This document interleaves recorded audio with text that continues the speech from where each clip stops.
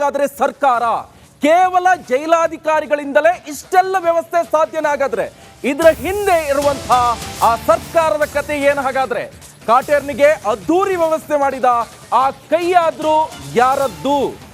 ದರ್ಶನ್ಗೆ ಸಿಕ್ಕ ರಾಜಾತಿಥ್ಯದ ಹಿಂದೆ ಸರ್ಕಾರವೇ ಇದೆಯಾ? ಹಾಗಾದ್ರೆ ಈ ಒಂದು ಫೋಟೋ ಹಿಂದೆ 101 ಅನುಮಾನ ಕೂಡ ವ್ಯಕ್ತವಾಗ್ತಾ ಇದೆ. ಜೈಲಾಧಿಕಾರಿಗಳಿಂದ ಇಷ್ಟೊಂದು ಸಾಧ್ಯನ? ಹಾಗಾದ್ರೆ ಇಷ್ಟು ಫ್ರೀಡಮ್ ಸಿಗ್ತಾ ಇದೆಯಾ? ಹಾಗಾದ್ರೆ ಇದರ ಹಿಂದಿರುವಂತಹ ಆ ಸರ್ಕಾರದ ಕೈ ನಾಯಕ ಯಾರು ಎನ್ನುವಂತ ಪ್ರಶ್ನೆ ಈಗ. ಕೇವಲ ಜೈಲಾಧಿಕಾರಿಗಳಿಂದಲೇ ಇಷ್ಟೆಲ್ಲ ವ್ಯವಸ್ಥೆ ಸಾಧ್ಯನ? ಹಾಗಾದ್ರೆ ಒಬ್ಬ ಜೈಲಾಧಿಕಾರಿಗಳಿಗೆ ಇಷ್ಟೆಲ್ಲ ಧೈರ್ಯ ಇರುತ್ತಾ? ಜೈಲಲ್ಲಿ ಹೀಗೆ ಮಾಡಿದ್ರೆ ಮುಂದೇನಾಗುತ್ತೆ ಅನ್ನುವಂಥ ಆಲೋಚನೆ ಕೂಡ, ಸಣ್ಣ ಆಲೋಚನೆ ಕೂಡ ಒಬ್ಬ ಅಧಿಕಾರಿಗೆ ಇರೋದಿಲ್ವಾ? ಹಾಗಾದ್ರೆ IPS, IAS ಅಥವಾ ಕಾನ್ಸ್ಟೇಬಲು, PSI, ಸಬ್ ಇನ್ಸ್ಪೆಕ್ಟರು ಕಲ್ತವನಿಗೆ ಮುಂದೇನಾಗುತ್ತೆ, ನನ್ನ ಕಾನೂನು ಚೌಕಟ್ಟಿನಲ್ಲಿ ಏನು ಆಗ್ಬಹುದು ಎನ್ನುವಂಥ ಸಣ್ಣ ಆಲೋಚನೆ ಕೂಡ ಇರೋದಿಲ್ವಾ? ಹಾಗಾದ್ರೆ ಇಷ್ಟೆಲ್ಲ ವ್ಯವಸ್ಥೆಯನ್ನು ಮಾಡಿಕೊಡೋದ್ರ ಹಿಂದೆ ಸರ್ಕಾರನೇ ಕಾರಣನ? ಹಾಗಾದ್ರೆ ಸರ್ಕಾರದ ಆ ಕೈ ನಾಯಕರಿಂದಲೇ ಇಷ್ಟೆಲ್ಲ ಆಕ್ಟಿವಿಟೀಸ್ ನಡೀತಾ ಇರೋಕೆ ಮೂಲಭೂತ ಕಾರಣನ? ಹಾಗಾದ್ರೆ ಒಬ್ಬ ಅಧಿಕಾರಿಗೆ ಇಷ್ಟೆಲ್ಲ ಆಗಿ ಫ್ರೀಡಮ್ ಕೊಡ್ತಾನೆ ಅಂತ ಹೇಳಿದ್ರೆ ಒಬ್ಬ ಆರೋಪಿಗೆ, ಅದು ಕೂಡ ಕೊಲೆ ಆರೋಪಿಗೆ, ಅವನು ಎಷ್ಟೇ ದೊಡ್ಡ ಪ್ರಭಾವಿ ಆಗಿರ್ಲಿ, ನಾಳೆ ಏನಾದ್ರೂ ಸಿಕ್ಕಾಕೊಂಡ್ರೆ ಈ ಅಧಿಕಾರಿಗೂ ಕೂಡ ಕೆಲಸ ಹೋಗುತ್ತೆ, ಈತನಿಗೂ ಕೂಡ ಸಮಸ್ಯೆ ಆಗುತ್ತೆ. ಈ ಹಿಂದೆ ಕೂಡ ನಾವು ನೋಡಿದ್ವಿ ಜೈಲಾಧಿಕಾರಿಗಳಿಗೆ. ಎಸ್, ನೋಡಿ ನೋಡಿ ನೋಡಿ, ಇನ್ನೊಂದು ಫೋಟೋ ಕೂಡ ಈಗ ಲಭ್ಯವಾಗಿದೆ. ದರ್ಶನ್ಗೆ ರಾಜಾತಿಥ್ಯದ ಮತ್ತೊಂದು ಎಕ್ಸ್ಕ್ಲೂಸಿವ್ ಸುದ್ದಿ ಇದು. ರಿಪಬ್ಲಿಕ್ ಕನ್ನಡ ಬ್ರೇಕ್ ಮಾಡ್ತಾ ಇದೆ ಮತ್ತೊಂದು ಫೋಟೋ. ಯಪ್ಪ, ರಾಜಾತಿಥ್ಯ ನೋಡ್ರಿ, ಬೆಡ್ ಮೇಲೆ ಆರಾಮಾಗಿ ಕುಳಿತು ದರ್ಶನ್ ಹರಟೆ ಹೊಡಿತಾ ಇದ್ದಾನೆ. ವಾವ್, ನೋಡಿ ಈ ಫೋಟೋ ನೋಡಿ. ಬೆಡ್ಶೀಟು, ತಲೆದಿಂಬು ಯಾವ ರೀತಿಯಾಗಿ ಹರಟೆ ಹೊಡಿತಾ ಇರುವಂತ ದೃಶ್ಯ ಇದು. ನಿನ್ನೆ ಅಷ್ಟೇ ನಾವು ನೋಡಿದ್ವಿ ಕಾಫಿ ಟೇಬಲ್ ಅಲ್ಲಿ ಟೀ ಕಾಫಿ, ಇಲ್ಲ ಜೊತೆಗೆ ಸಿಗರೇಟು. ಇವತ್ತು ಈ ಫೋಟೋ ನೋಡ್ತಾ ಇದೆ, ಎಕ್ಸ್ಕ್ಲೂಸಿವ್ ದೃಶ್ಯ ಇದು.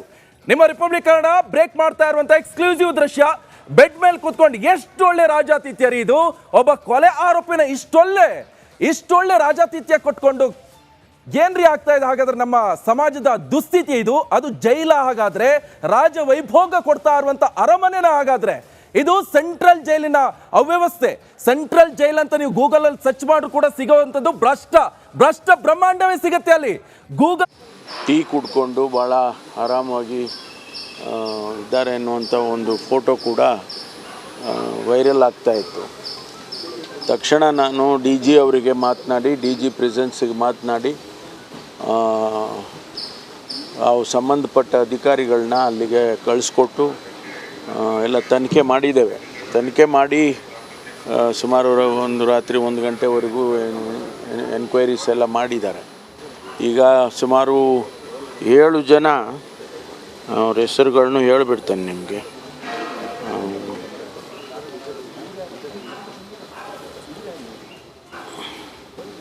7 ಜನ ಅಧಿಕಾರಿಗಳನ್ನು ಈಗ ಸಸ್ಪೆಂಡ್ ಮಾಡಿದ್ದೇವೆ. ಒಂದು jailers Sharanabasava Amingad, Prabhu S Khandelwal. Assistant jailers LS Thippeswamy, Srikanth Talwar, LS Thippeswamy, Srikanth Talwar. ಇವರಿಬ್ಬರು ಜೈಲರ್, ಇದು assistant jailers. Head warders Venkappa Korti, Sampath Kumar Kadapatti, warder Basappa Teli. ಇವರಿಷ್ಟು ಜನರನ್ನು ಸಸ್ಪೆಂಡ್ ಮಾಡಿದ್ದೇವೆ. ಯಾವ ರೀತಿ ಈ ಇನ್ಸಿಡೆಂಟ್ ನಡೆದಿದೆ ಅನ್ನೋದ್ರ ಬಗ್ಗೆ ಈಗ ವರದಿಯನ್ನು ಕೇಳಿದ್ದೇನೆ. DG ಅವರು ಕೂಡ ಈಗಾಗಲೇ DG ಪ್ರಿಸನ್ಸ್ ಅವರು ಕೂಡ ಈಗ ಇನ್ಸ್ಪೆಕ್ಷನ್ ಹಾಕ್ಕೊಂಡಿದ್ದಾರೆ. ಅವರು ಕೂಡ ಬೆಳಿಗ್ಗೆ ಹೋಗಿದ್ದಾರೆ. ಇಂಥ ಘಟನೆ ನಡೀಬಾರ್ದು, ಯಾವ ಕಾರಣಕ್ಕೂ ಕೂಡ ನಡೀಬಾರ್ದು.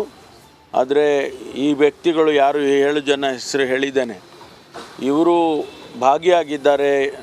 ಅವರಿಗೆ ಆ ರೀತಿ ಅವಕಾಶ ಮಾಡಿಕೊಟ್ಟಿದ್ದಾರೆ ಅಂಥೇಳಿ ನಮಗೇನು ವರದಿ ಬಂದಿದೆ. ಅದರ ಪ್ರಕಾರ ಈಗ ಸಸ್ಪೆಂಡ್ ಮಾಡಿ ಮುಂದಿನ ಕ್ರಮ ತಗೊಳ್ತೀವಿ. ಆಮೇಲೆ ಸೀನಿಯರ್ ಆಫೀಸರ್ಸ್ ಯಾರಿದ್ದಾರೆ ಅಲ್ಲಿ ಜೈಲ್ ಸೂಪರ್ಡೆಂಟ್ ಇರ್ಬೋದು, ಅದಕ್ಕಿಂತ ಸೀನಿಯರ್ಸ್ ಇರ್ಬೋದು, ಅವ್ರನ್ನೂ ಕೂಡ ಅಲ್ಲಿಂದ ಟ್ರಾನ್ಸ್ಫರ್ ಮಾಡ್ತೇನೆ. ಅಲ್ಲಿಂದ ಶಿಫ್ಟ್ ಮಾಡಿ ಬೇರೆಯವ್ರನ್ನ ಹಾಕೋದಕ್ಕೆ ಈಗಾಗಲೇ ನಾನು ವರದಿ ಬಂದ ತಕ್ಷಣ ಅವ್ರ ಮೇಲೂ ಕೂಡ ಕ್ರಮ ತಗೊಳ್ತೀವಿ. ಯಾಕೆಂದರೆ ಪದೇ ಈ ರೀತಿ ಆಗಬಾರ್ದು. ಯಾವುದೇ ಜೈಲಿನಲ್ಲಾಗಲಿ ರಾಜ್ಯದಲ್ಲಿರ್ತಕ್ಕಂಥ ಎಲ್ಲ ಬಂದಿಖಾನೆಗಳಲ್ಲೂ ಕೂಡ ನಾವು ಸೆನ್ಸಿಟೈಸ್ ಮಾಡಿದ್ದೀವಿ, ಕ್ಯಾಮ್ರಾಗಳು ಹಾಕ್ತಾಯಿದ್ದೀವಿ, CCTVಗಳನ್ನ ಹಾಕ್ತಾಯಿದ್ದೀವಿ, ಆಮೇಲೆ ಜಾಮರ್ಸ್ಗಳಾಗ್ತಾಯಿದ್ದೀವಿ.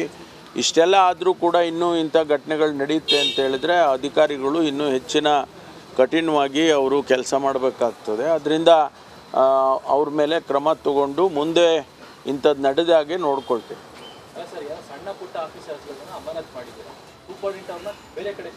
ಇಲ್ಲ ಅವ್ರು ನೇರವಾಗಿ ನೋಡಿ, ನೇರವಾಗಿ ಭಾಗಿಯಾಗಿದ್ದರೆ ಸ್ವಲ್ಪ ಕೇಳಿಯಪ್ಪ, ಅವರನ್ನು ನೇರವಾಗಿ ಅವರು ಕೂಡ ಭಾಗಿಯಾಗಿದ್ದರೆ ಅವರಿಗೂ ಸಸ್ಪೆಂಡ್ ಮಾಡ್ತೀವಿ. ಯಾರನ್ನೂ ಮುಲಾಜಿಲ್ಲದೆ ಅವ್ರನ್ನ ಶೆಲ್ಟರ್ ಮಾಡೋದು, ಇವ್ರನ್ನ ಸಣ್ಣವ್ರನ್ನ ಯಾರನ್ನೋ ಮಾಡೋದು, ಆ ರೀತಿ ಮಾಡೋಕ್ಕೆ ಹೋಗೋದಿಲ್ಲ. ಅದಕ್ಕೋಸ್ಕರನೇ ಈಗ ನಾವು ಇನ್ವೆಸ್ಟಿಗೇಷನ್ ಪ್ರಾರಂಭ ಮಾಡಿದ್ದೀವಿ. ಅವರ ಭಾಗಿಯಾಗಿದ್ದಾರೆ, ಅವ್ರ ಗಮನದಲ್ಲಿತ್ತು ಅಥವಾ ಅವರ ನೇರವಾದ ಅವರ ಕೈ ಕೆಳಗಡೆ ಇತ್ತು ಅಂತಂದರೆ ಅವರನ್ನು ಕೂಡ ಸಸ್ಪೆಂಡ್ ಮಾಡ್ತೀವಿ. ಯಾವುದೇ ಮುಲಾಜಿನ ಇಟ್ಕೊಳಕ್ಕೆ ಹೋಗೋದಿಲ್ಲ ನಾನು. ಹೌದು, ಅಲ್ಲಿವರೆಗೂ ನೀವು ಪ್ರಶ್ನೆ ಮಾಡಿದ್ದು ನನಗೆ ಚಿಕನ್ ಬಿರಿಯಾನಿ ಕೊಟ್ಟಿದ್ದಾರೆ ಅಂತ ಕೇಳಿದ್ರಿ. ಆ ಸಂದರ್ಭದಲ್ಲಿ ನಾನು ಹೇಳಿದ್ದು ನಿಜ, ಚಿಕನ್ ಬಿರಿಯಾನಿ ಕೊಟ್ಟಿರಲಿಲ್ಲ. ಅದಕ್ಕೆ ನಾನು ಹೇಳಿದ್ದೆ ಅಂಥದ್ದು ಯಾವುದೂ ಘಟನೆ ನಡೆಯೋದಿಲ್ಲ, ಪ್ರಿಸನ್ ಮ್ಯಾನ್ಯುಯಲ್ ಬಿಟ್ಟು ಏನು ಕೆಲಸ ಮಾಡೋದಿಲ್ಲ ಅಂತ ಹೇಳಿದ್ದೆ. ಆದರೆ ಈ ಘಟನೆ ಆಗಿದೆಯಲ್ಲ, ಅದಕ್ಕೇನು ಸಮರ್ಥನೆ ಮಾಡ್ಕೊಳಕ್ಕೆ ಹೋಗ್ತಾ ಇಲ್ಲ ನಾನು. ಇಂಥ ಘಟನೆ ಆಗಬಾರ್ದು ಅನ್ನೋದನ್ನು ಹೇಳ್ತಾ ಇದ್ದೀನಿ. ಈಗ ಅಲ್ಲಿ ಜಾಮರ್ ಹಾಕಿದ್ದೇವೆ, ಜಾಮರ್ ಹಾಕಿ ಹೈ ಫ್ರೀಕ್ವೆನ್ಸಿ ಜಾಮರ್ ಹಾಕಿದರೆ ಪಕ್ಕದ ಏರಿಯಾ ಎಲ್ಲ ತೊಂದರೆ ಆಗ್ತದೆ ಅಂತೇಳಿ ಕಂಪ್ಲೇಂಟ್ಸ್ ಬಂತು. ಅದಕ್ಕೆ ಫ್ರೀಕ್ವೆನ್ಸಿ ಕಡಿಮೆ ಮಾಡಿದ್ವಿ. ಈಗ ನಮಗೆ ಇನ್ವೆಸ್ಟಿಗೇಷನ್ ಆಗಬೇಕಾಗಿರೋದು ಅಲ್ಲಿ ಫೋಟೋ ಯಾರು ತೆಗೆದ್ರು, ಒಂದು ವೇಳೆ ಅವರು ಮೊಬೈಲ್ ಫೋನ್ನಲ್ಲಿ ಫೋಟೋ ತೆಗೆದಿದ್ರೆ ಮೊಬೈಲ್ ಹೆಂಗೆ ಹೋಯ್ತು ಒಳಗಡೆ, ಯಾರು ಮೊಬೈಲ್ನಲ್ಲಿ ತೆಗ್ದಿದ್ದಾರೆ, ಇದನ್ನೆಲ್ಲ ಇವಾಗ ತನಿಖೆ ಮಾಡ್ತೇವೆ.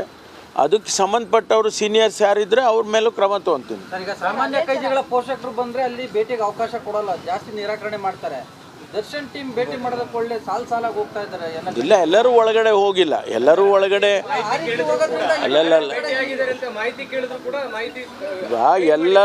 ಎಲ್ಲರೂ ಒಳಗಡೆ ಹೋಗೋಕೆ ಆಗೋದಿಲ್ಲ.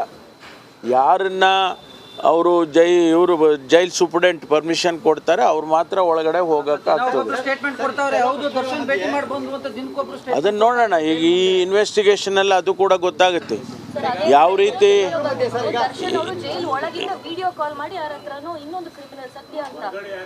ಅದೇ ಈಗ ತನಿಖೆಯಲ್ಲಿ ಇದೆಲ್ಲವೂ ಕೂಡ ಬೆಳಕಿಗೆ ಬರುತ್ತೆ. ಬಂದ ಮೇಲೆ ಯಾರು ಇದಕ್ಕೆಲ್ಲ ಕಾರಣಕರ್ತರಾಗಿದ್ದಾರೆ, ಹೆಂಗೆ ಅಲೋ ಮಾಡಿದರು, ಫೋನ್ಗಳು ಯೂಸ್ ಮಾಡೋದಕ್ಕೆ ಹೆಂಗೆ ಅಲೋ ಮಾಡಿದರು, ಆಮೇಲೆ ಇದೆಲ್ಲ ಈಗ ನೀವು ನೋಡಿದ್ರಿ ಅಲ್ಲಿ ಅವರ ಕೈನಲ್ಲಿ ಸಿಗರೇಟ್ ಇದೆ, ಅವರು ಟೀ ಕುಡ್ಕೊಂಡು ಕೂತಿದ್ದಾರೆ, ಈ ರೀತಿ ಎಲ್ಲ ಏನು ನಡೆದಿದೆ ಅದೆಲ್ಲ ಈಗ ಇನ್ವೆಸ್ಟಿಗೇಷನ್ ಮಾಡ್ತೀವಿ.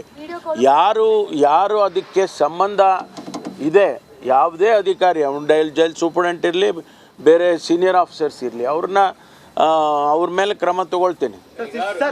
CCTV ಮಾನಿಟರಿಂಗ್ ಇರುತ್ತೆ, ಹಿರಿಯ ಅಧಿಕಾರಿ ನೋಡೋಕೆ ಅವಕಾಶ ಇಷ್ಟೆಲ್ಲ ಇದ್ರೂ ಕೂಡ ಆಗ್ತಾನೆ ಇರುತ್ತೆ ಅಂತಂದ್ರೆ ವಾಚಿಂಗ್ ಇದ್ದೇ ಇರುತ್ತೆ CCTV. ಅಲ್ಲಿ 24/7 ಅಲ್ಲಿ ಮಾನಿಟ್ರಿಂಗ್ ನಡೀತಾನೆ ಇರುತ್ತೆ. ಅಲ್ಲಿ ಇಂಟರ್ನಲ್ಲಿ ನಿಮ್ಗೆ ನೋಡಿರ್ಲಿಕ್ಕಿಲ್ಲ, ನೀವು ಇಂಟರ್ನಲ್ಲಿ ಅಲ್ಲಿ ನೀವು ಹೇಳಿದಾಗೆ ಸೀನಿಯರ್ ಆಫೀಸರ್ಸ್ಗೆ ಅಲ್ಲಿ ಏನು ನಡೀತಾ ಇದೆ, ಯಾವ್ಯಾವ ಬ್ಯಾರಕ್ಸ್ನಲ್ಲಿ ಏನು ನಡೀತಾ ಇದೆ, ಯಾರು ಓಡಾಡ್ತಾ ಇದ್ದಾರೆ, ಬರ್ತಾರೆ ಹೋಗ್ತಾರೆ, ಪ್ರತಿಯೊಂದು ಕೂಡ ಅಲ್ಲಿ CCTVನಲ್ಲಿ ಕಾಣಿಸುತ್ತೆ. ಅದನ್ನು ಹೊರತುಪಡಿಸಿ ಈ ರೀತಿ ಆಗಿದೆ ಅಂತಂದರೆ ಅವ್ರ ಮೇಲೆ ಕ್ರಮ ತಗೊಳ್ತೀವಿ. ಕಾಣಲಿಲ್ಲ ಅಂತ ನಾನು ಹೇಳ್ತಾ ಇಲ್ಲ, ಕಾಣಲಿಲ್ಲ ಅಂತ ನಾನು ಹೇಳಿಲ್ಲ.